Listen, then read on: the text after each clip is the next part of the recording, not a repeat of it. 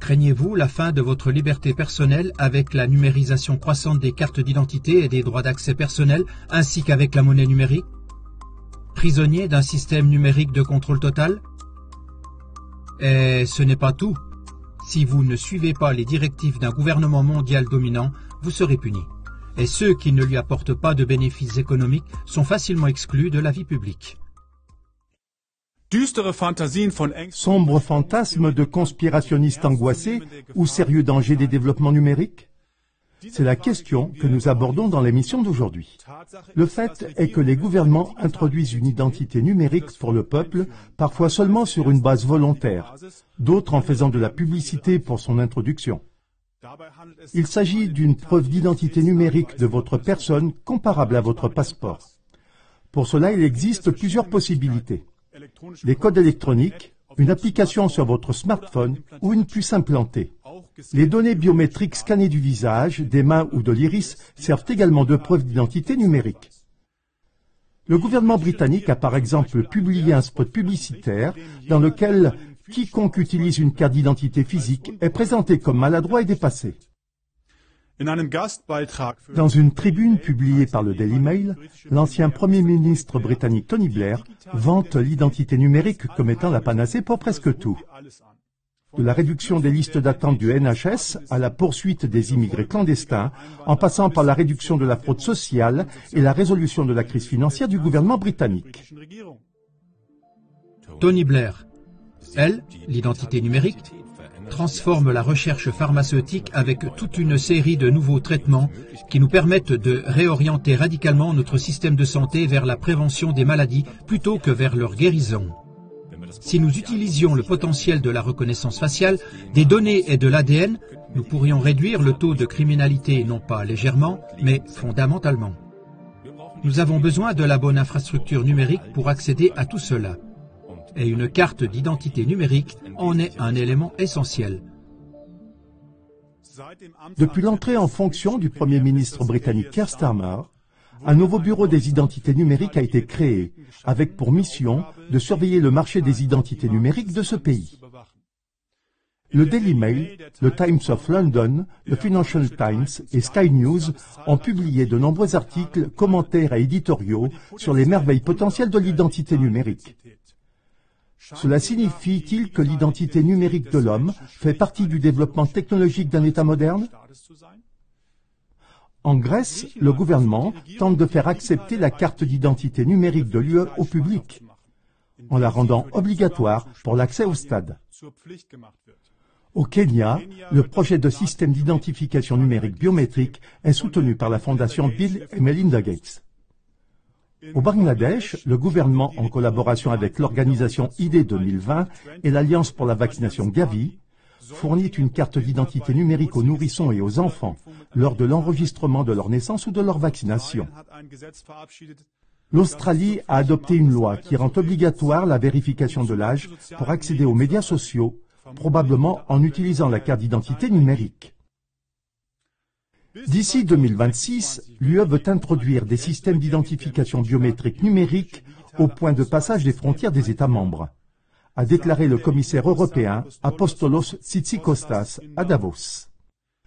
Les règles relatives à l'introduction d'une identité numérique européenne sont entrées en vigueur le 6 mars 2025. Elles ouvrent la voie pour que tous les citoyens de l'UE puissent utiliser le portefeuille numérique européen à partir de 2026. Celui-ci sera fourni sous la forme d'une application mobile qui sera disponible dans chaque État membre.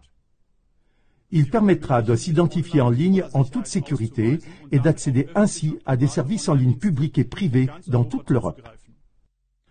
En Thaïlande, la Commission nationale de la radiodiffusion et des télécommunications NBTC a décidé de mettre en place un système d'enregistrement des cartes SIM qui utilise les caractéristiques biométriques personnelles pour l'identification. Il ne s'agit là que de quelques exemples du développement et de l'introduction d'une identité numérique pour les personnes dans le monde entier. En fait, on pourrait en citer beaucoup d'autres. Revers de la médaille et risques. Protection de la vie privée. La protection des données fait l'objet d'une grande publicité, mais en réalité, les arguments sur la protection de la vie privée ont moins de poids lorsque la plupart des adultes utilisent des smartphones dotés d'applications qui peuvent tout suivre, du nombre de pas effectués à la couleur des chaussettes achetées. Sécurité des données. La sécurité des données, c'est-à-dire les risques de piratage et de cyberattaque, constitue toutefois un problème à prendre au sérieux pour l'identité numérique. La sécurité des données à 100% est une illusion, estiment les spécialistes de l'informatique. La Norvège et la Suède souffrent d'une épidémie d'usurpation d'identité et de cybercriminalité, bien qu'elles aient introduit des systèmes d'identification numérique il y a déjà plusieurs années. En Suède, de nombreux cybercrimes sont liés au système d'autorisation numérique des banques, utilisé par presque tous les adultes suédois. L'Inde est le pays d'origine du plus grand système d'identification numérique biométrique au monde, Aadhaar. Celui-ci a connu d'énormes problèmes de sécurité. Cela allait du vol d'identité à d'innombrables violations de protection des données, deux d'entre elles impliquant l'utilisation abusive des données d'environ 1 milliard de personnes. Une grande partie de ces données ont été mises en vente sur Internet. Ces données comprenaient des identifiants biométriques tels que des scans de l'iris et des empreintes digitales. Si ces données sont piratées, il n'y a aucun moyen d'annuler les dommages. Alors qu'un mot de passe ou une carte de crédit peuvent être facilement remplacés, les caractéristiques biométriques telles que l'iris et l'empreinte digitale restent inchangées. Exclusion. Les systèmes d'identité biométrique numérique ouvrent ou ferment le monde numérique à une personne. Par exemple, la porte de la monnaie centrale numérique CBDC. Aucun système CBDC ne peut fonctionner sans une identité numérique promue par le gouvernement, a expliqué Stefan Ingves. Whitney Webb, célèbre journaliste d'investigation, met en garde contre l'émergence d'un nouveau système financier international. Sans participation à ce système, on n'aura ni identité juridique, ni accès aux activités économiques. En pratique, on n'existera pas pour l'État et le secteur privé. Keivan Soufi-Saviage le prédit comme suit. Derrière ID 2020, par exemple, se cache le plan perfide de pouvoir harceler chaque personne dans tous ses besoins. Celui qui ne dispose pas du statut vaccinal actuel, celui qui dépasse l'empreinte carbone arbitrairement définie, celui qui ne se conforme pas aux narratives officielles dans l'espace public sera puni. Il se verra retirer l'accès à la monnaie numérique seule valable ou il sera arbitrairement privé de tous ses droits civiques.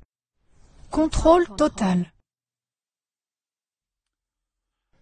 L'introduction d'une identification numérique obligatoire pour chaque pays de la planète entière semble être devenue un objectif majeur. Il ne s'agit pas seulement d'un contrôle total de la population. Qui veut que vous ne puissiez plus rien acheter ou vendre sur Internet sans vous connecter avec votre preuve d'identité numérique? Qui a intérêt à ce que plus personne ne puisse aller à l'école, obtenir un emploi ou ouvrir un compte bancaire sans carte d'identité numérique? Les forces vives. Vous trouverez des indications révélatrices dans la réponse à la question « Cui bono ?» À qui profite une preuve d'identité numérique mondiale pour chaque personne? Qui en tirera un pouvoir et des bénéfices quasiment illimités? Depuis des années, de nombreux experts et analystes indépendants pointent du doigt les tireurs de ficelles qui sont à l'origine de l'imposition de l'agenda ID 2020 à l'échelle mondiale. Par exemple, l'économiste et analyste en géostratégie Peter Koenig cite la fondation Bill et Melinda Gates ainsi que l'Alliance mondiale pour les vaccins et l'immunisation Gavi, l'Organisation mondiale de la santé OMS, la Banque mondiale, d'autres agences des Nations unies et bien sûr l'industrie pharmaceutique et les ONG. En 2018, l'OMS a écrit L'ID4D et l'Alliance ID 2020 se sont engagés à rassembler les gouvernements, la société civile, les organisations internationales et le secteur privé afin de mettre en œuvre efficacement les technologies d'identité numérique à grande échelle.